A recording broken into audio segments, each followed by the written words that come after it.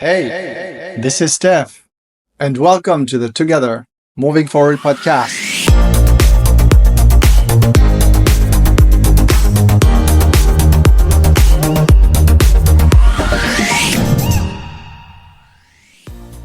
Hello, everyone. I'm Stef Vachon, and I'm a human being. Again, welcome to the Together Moving Forward podcast. Finally, loving and respecting ourselves. This is a podcast of the 2S LGBTQIA+ community, along with our friends, allies, and all human beings. I'm so happy and excited to be here with you today for our first episode. I have so much to say, and I kept wondering, how am I going to start this? One thing is for sure, I never thought in a million years that I would be doing this even a few months ago. By the end of this episode, I think you'll understand why and how I got here. To start, I need to say that I'm not a psychologist, a specialist, or someone with a college degree. I'm just a regular guy here to share with you all and support each other. I won't tell anyone how to do things or what to do. Instead, I'll share my journey. We will all share our journeys together. We'll learn from each other how to move forward. Hate-motivated violence targeting the 2S LGBTQIA+ communities is on the rise. So I have decided to transform a painful life experience into a positive and powerful force to uplift and support my community. I'll talk about how abuse and bullying took away my childhood and a big part of my life. But most importantly, how I learned to overcome it and finally respect and love myself, something I thought was impossible for so long. One thing about me, I love listening to podcasts and following social media accounts on self-improvement. One of my favorite podcasts has to be Mel Robbins. Mel, I still have a lot I want to do in my life. One of those things is I really hope to meet you one day and give you the biggest hug ever. One morning, I was listening to you and you were talking about reinventing yourself at 55. And then you were saying, there's no age limit. There's no time frame to just reinvent yourself and do what you want to do. And then you said something like, and if you even want to start your own podcast like I did at 55, just do it. And everything became clear. I had been looking for a new purpose in my life. With everything that is going on right now in the world, it just became clear. And I stopped asking myself that question. And starting that second, that was it. So I turned around to my husband. I said, I want to share something with you. Don't judge me. Just listen. I think I want to start my own podcast and be a part of my community and help and do something. Right away, he looked at me and he said, Steph, we've got one life to live. Go for it. I support you. And here I am. So Mel, there's one other of your episodes in particular that caught my attention. It was called Unlock Your Most Authentic Self. It was an amazing episode about stepping into your power, stopping the need to fit in, and showing up as your true self. Mel, of course, it's not your fault. But at the end of that episode, I felt really upset and asked myself, how are we supposed to show up as our authentic selves when people in governments in this world are telling us we're not even allowed to be who we truly are? This is the other reason why I'm here today and why I created this podcast. Okay, who is Steph? Let's dive into it. So I'm a French Canadian living in Montreal. Even though my first language is French, I have decided to do this podcast in English so that we can unite as many people as possible from all over the world. And that's the best way to do it. I say we because this podcast is for us, all of us together. For years, I've mostly spoken in French, so my English is a little bit rusty, and I will be for sure making mistakes along the way. Already did. And you know what? It's all good. I don't have to be perfect anymore. For a long time, I thought I had to be perfect in every way to be accepted and loved. I'm still working on that, but I'm getting a lot better. I'm doing everything for this podcast myself, building the website, managing social media, production, and outreach. It's a lot of work, but I'm having the time of my life. So why am I telling you all of this? Is because I need your help. I want as many people as possible from around the world to join in and be a part of this. I want to showcase everyone from our community without exception. I'm always looking for guests to interview. If you have suggestions or think you can contribute something meaningful, please reach out. Visit our website, togethermovingforwardpodcast.com, and send me an email. Since I'm handling everything alone, please be patient if I don't respond right away. I promise to do my best. There's another way you can participate. I'm creating a positive thought series on our social media. I want real people from all over the world to be featured. Here's how you can join. So you take a selfie or record a short video of yourself sharing a positive thought we'll provide, then send it to me. You can see a great example on our website. The goal is to show as many people as possible, celebrating the beauty, strength, and diversity of our community. Why do I want you to join? Because we need to show the world who we truly are. We need to show that we're here, united more than ever, stronger, loving and respecting ourselves. Together, we are moving forward. Talking about participating, I need to say a big thank you to the Trans-Latin Coalition in Los Angeles. From the very start, you replied to my messages and decided to join this project by providing videos and guests, even though you didn't know me at all. The same goes for Messy Productions, Toronto's Messy Margaret Drag Show Entertainment. I also want to thank my social media friends, old and new ones, who answered my messages and said yes to being a part of this. This project gave me the chance to reconnect with old friends and make new ones, like Laura and Doug from the Gay Games Federation. All of you helped me get this project off the ground and gave me so much more energy to keep going, especially when I was doubting myself. Starting a new project on your own can be pretty scary. And some people might doubt what you're trying to do. I understand. I totally get that. But all of you jumped in with excitement right away. To all of you, I salute your generosity and giving back to our community. And thank you from the bottom of my heart. So here's our mission. Our podcast is a safe and supportive space for the 2S LGBTQIA+ community and its allies. It's a place to share, listen, grow, and celebrate with pride while moving forward together and finally helping each other to love and respect ourselves. We aim to bring as many people together as possible from all over the world, because the more we unite, the stronger we become. Through open dialogue and storytelling, we seek to inspire compassion, raise awareness, and foster understanding, promoting an inclusive and involved society where all differences are embraced. Here's my biggest wish. If this podcast helps you realize that there's nothing wrong with you, that you are perfect just the way you are, frees you from guilt and shame, makes you feel part of a group, and reminds you that you're not alone, then my biggest wish for us all would be fulfilled. Okay, now let's get down to business and talk a little bit more about me. I'll do my best to summarize and keep things on the surface, because honestly, there's so much I could share and it would take probably a few days to cover it all. All right, here we go. So, the scary part. I'm soon to be a 56-year-old gay man. Yeah. Oh my God, 56. How did that happen so quickly? Let's move on. So my childhood was marked by homophobia, bullying, and abuse, teaching me to hate myself as I grew up. It took away my childhood and a significant part of my life. When I look back, I see my life in 4 distinct phases. The before the abuse, the during, the after, and the now. The before is really significant for me. Reflecting on who I was as a young boy has helped me understand the impact the abuse had on me, how it changed me for many years until I decided to begin my healing process in my 30s. I still have clear memories of who I was, how I felt about myself, and the dreams I had, even starting at around 6 or 7 years old. Little Stef was full of life and confident. I had many talents and I knew it. I felt it. Even at a young age, I was already showing strong artistic abilities. Music, art, creating. I always had to be working on a project or making something. As long as I had a new project, I was happy. Even then, I felt like I had something special, and I already knew I would accomplish great things. However, I also felt out of place in my family, as if I didn't belong. I remember looking around and thinking, what am I doing here? Everyone on my street learned how to skate, so one day I was enrolled into skating lessons when I was around 6 years old. At first, I didn't like it at all, and I would cry to get off the ice almost all the time, watching my dad in the stands. A few years later, they announced a club competition. From what I can remember, all I did was skid around with my husky skates. Wait a minute.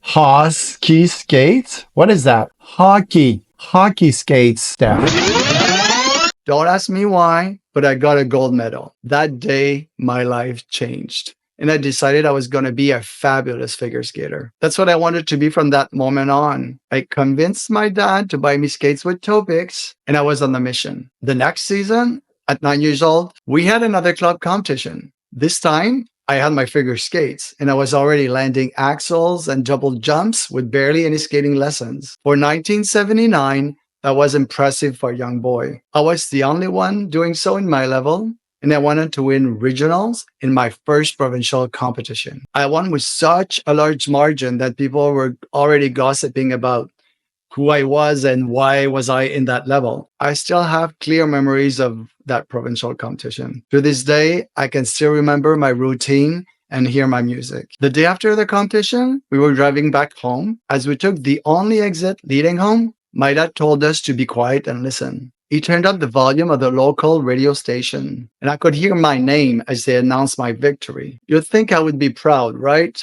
But I remember exactly where we were and how it felt. It was like if I knew what was going to happen next. That day, a new chapter of my life began, and I could feel it in my bones. I just knew it. That's when the second phase of my life started, the during. I will summarize very quickly the during phase because I don't want to give any more power to this part of my life and to those people. Also, because it basically became the same thing every day as it got a lot worse during high school. From the moment I got up to the time I went back to bed, faggot, homo, shut up faggot, sissy figure skater, etc. The words in French are tapette, fifi, fif, bamo, patinage artistique. Not just a few times a day, but all day long, everywhere I was. There was not one place where I felt safe or protected. I tried talking about it a few times, but because I was not heard, I stopped trying, kept it to myself, and felt so alone. The insults started early, even before I got to school. Then, a normal day at school for me was walking to my locker, hiding under my clothes, putting my head in my locker while taking my books, and walking as quickly as possible to the washroom, trying to be invisible. There, I spent most of my time in the same stall, hiding from everyone, even in between classes. This was the only place I felt safe. I had synchronized my watch with the school alarm to get to class.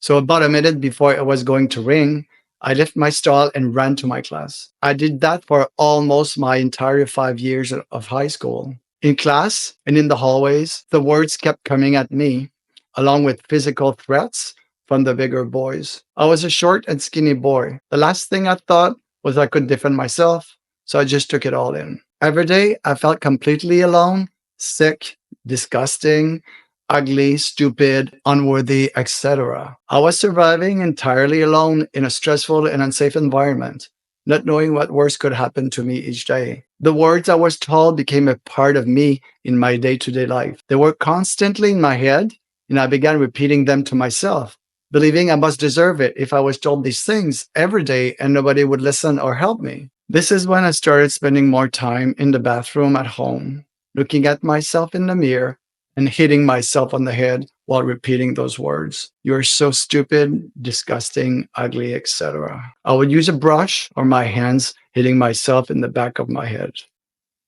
I had learned from others to hate myself and to treat myself the same way they did. There's also one main event I remember so well, and I would like to share with you because of what's going on in today's world. So I'm probably like 12 or 13, and then I'm in my English class that I remember.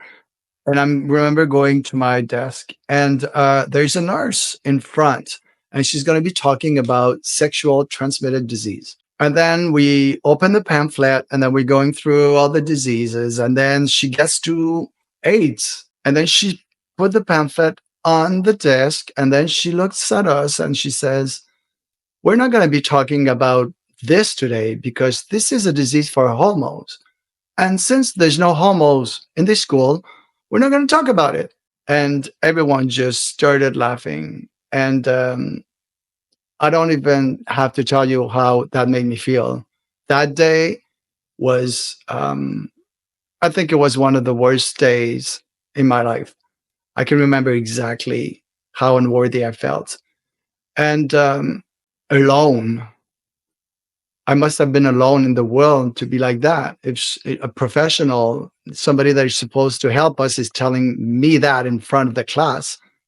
So looking back on it today, I'm thinking she must have been doing the same thing in each class, making other young kids feeling the same way I did. But what's even worse to me right now today is thinking we're in the 80s. There are actually so many people dying each day of AIDS. So on top of it, she's laughing at that. Hmm. Yeah. So at that point, I had serious health problems, allergies, asthma, bronchitis, pneumonia, etc. Going to the doctor, I was always praying and hoping I was sick enough to get attention and stay home. Anxiety and sleeping problems were present every day. This was a cry for help, but I did not get the help I wanted in return. Every move became calculated. Everything I did and said had to be thought out to ensure I didn't look like a homo. Just like an actor in the movie, my life had become an act. I had to pay attention to how I presented myself, stand up straight, act masculine, walk masculine, speak masculine, do everything masculine. My skating went downhill. I couldn't control my nerves in competition, having awful performances followed by weeks of depression, not understanding what was happening to me. It was like I would completely lose the feeling of my legs on the ice during competitions. Also, I was concentrating on the fact that I had to skate like a man, watch my hands, watch my arms. I made sure I didn't look like a fag on the ice. That's all I would think about. So the thing I loved most, figure skating, was the problem. So I quit my competitive career at 17 after making it to nationals here in Canada, even though I was not doing great at all or improving with my skating. In a way, I was also tired of watching on TV the other boards I used to compete with making it to senior levels nationally and internationally. So I left for the ice shows, thinking I could escape the shame and the guilt away from home. My first ice show was the Ice Capades. The only thing is when I got there, I was not equipped to live on my own and deal with life in general. So right away, I had panic attacks, anxiety, and did not know how to defend or protect myself. In any situation, I just froze, not being able to take care of myself. I ended up quitting everything quickly, changing ice shows, changing jobs, changing cities, changing everything. One of my biggest regret is quitting traveling with the ice show way too early. Even today, I still have dreams about performing in one of them. I would give anything today to go back to it or perform in one of them, even just for one night. I was constantly searching for ways to feel better and ease the pain inside that never left me. But I could never find happiness anywhere. The only time I could feel better was planning to leave or coming back home. Once I was in my next adventure, I would immediately feel anxiety and want to go back to where I was. I was constantly looking for the perfect spot that would finally make me happy. I was looking everywhere but within myself. Even coming out to myself and others, the words, the insult, and the pain stayed very present in my head and in my body. It was like carrying a big and heavy garbage bag on my shoulders. I became completely obsessed with my image, the way I looked, and my body. I thought I would feel better wearing the most expensive, trendy clothes and gaining muscles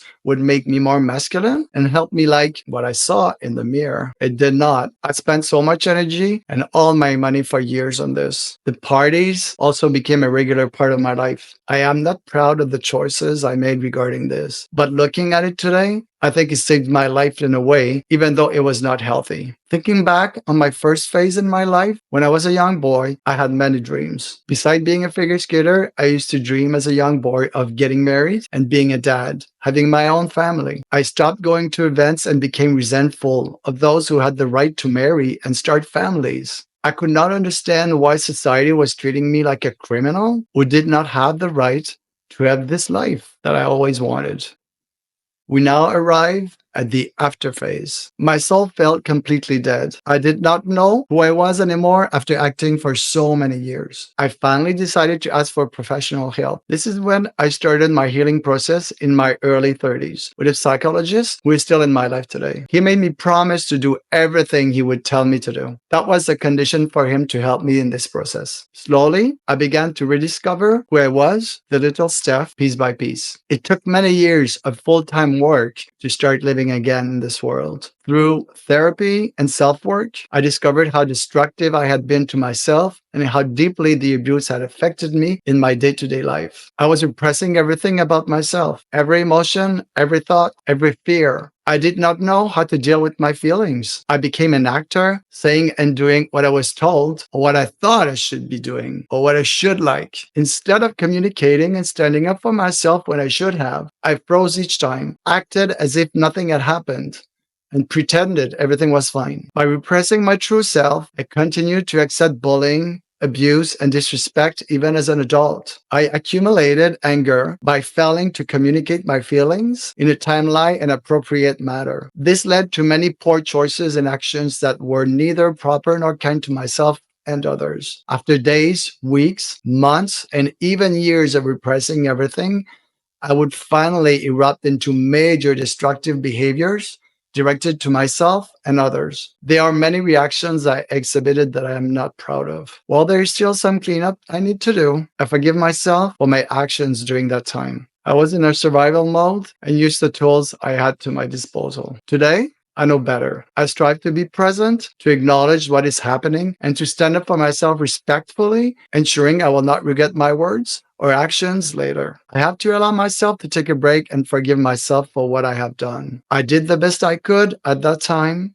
considering all the abuse I endured. Today, I can be a better person for myself and others by communicating directly and respectfully. I am still working hard on this, as my first instinct sometimes remains to freeze, but with practice, those moments of freezing are becoming shorter and I'm becoming aware of situations much more quickly. The hardest moments arise with those closest to me because I have allowed manipulation, abuse, and disrespect to govern my interactions for too long. This makes it so much more challenging with people I am close to. Setting boundaries with them often triggers a fear of rejection. My first reaction has always been to ignore the issues and pretend nothing is happening, leading to further repression and neglect of little Stef. Fortunately, this is improving significantly, but I'm still working on it every day. Sometimes I recognize my progress so quickly that I feel genuinely proud of myself. Most people don't know what I had to endure, and they don't have to pay for it. I must be the best person I can be for myself to also be a good person for others. That approach makes so much more sense to me now, and I can see the positive results. Then I met my husband. That is all I am going to say for now because it would take a few episodes. Finally, we arrive in the last phase of my life, the now. The now began the day my husband and I went to get a 3.5-year-old boy to live with us. I truly feel there was a distinct life before his arrival and a new one after he came into our lives. Since then, my life has been completely transformed. Everything he's teaching me and how he helps me heal by allowing me to give him a better life is an incredible feeling that words cannot adequately express. I now have to choose to respect and love myself if I want to teach him to do the same. Everything I did not have, I am giving him. Every day, I strive to do my best. I know I am a human and I'm not perfect, but I make sure I try my best each day. I made myself the promise that I will give him the space to be himself, to listen to him, and to provide him with the security of a real home while loving him unconditionally.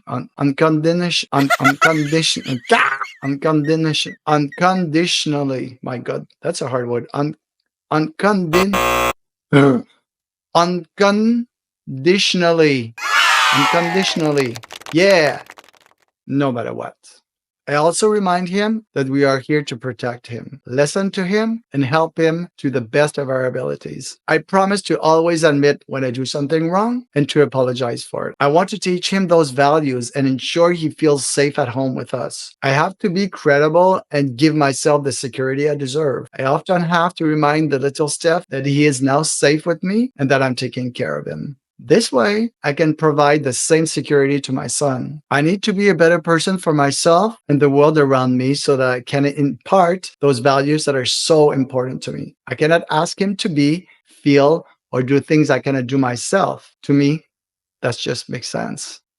After years away from the ice, I've returned to figure skating at 55. Stepping back onto the ice feels like coming home, a rediscovery of a part of myself I thought was lost forever. Today, I stand as a proud gay man within our colorful community. I'm a husband and a father of a wonderful young boy. Through skating and the love of my husband and my son, I reconnect with little Stef, who was once full of life and promise. It gives me the strength to reinvent myself and embrace this second chance at life. Most importantly, I've learned to love and respect myself, something I thought was impossible. We are already arriving to the conclusion of the first episode. Before I let you go, I have a very important message to share. It's a gift from me to myself. I hope it can inspire any of you. Here we go. This message is for those who even now choose not to hear me, but still claim to know me.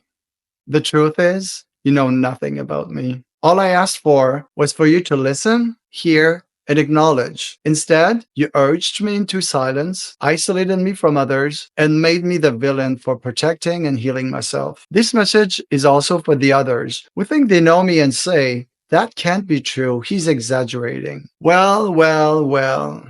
I will no longer allow anyone to invalidate what happened to me or manipulate me into doubting my own reality. No one can take this away from me, and I will not let anyone question my honesty, twist my truth, or accuse me of being the guilty one ever again. I know exactly the damage it caused, and it has left scars I will carry for the rest of my life. In addition, I will no longer try to make you hear me or acknowledge what happened. I have tried long enough, and it cost me more harm than good. I now accept the reality and move on. This is about finally standing up for myself and fully respecting who I am as a human being. There's no turning back. I stayed quiet, faked a big smile, showed up at events, acted and played the part for far too long, and pretended that everything was fine. I am releasing the shame and guilt I carried for years, neither of which were mine to bear. I was just a child. I did not deserve this. It doesn't belong to me, and I'm freeing myself from it forever. Finally, you don't and can't control me, and I fully embrace my worth. I am reclaiming my power. My dear friends, it is already time to say au revoir just for now. So please, join me next Wednesday with my first guest, someone I admire and love deeply. You don't want to miss that. Everybody, share this podcast and spread the good news. Remember, solidarity beats hate. The more we unite, the stronger we become. Because at the end of the day, we are all equally human and we all deserve the same rights. I'm going to repeat this all the time, so get used to it. One last thing before I go. Put your hand on your heart. Yes, you, me, and all of us together. Repeat after me. I am deserving of love and joy. Yep, I am deserving of love and joy. My dear friends, au revoir. See you next week. Bisous. Ciao.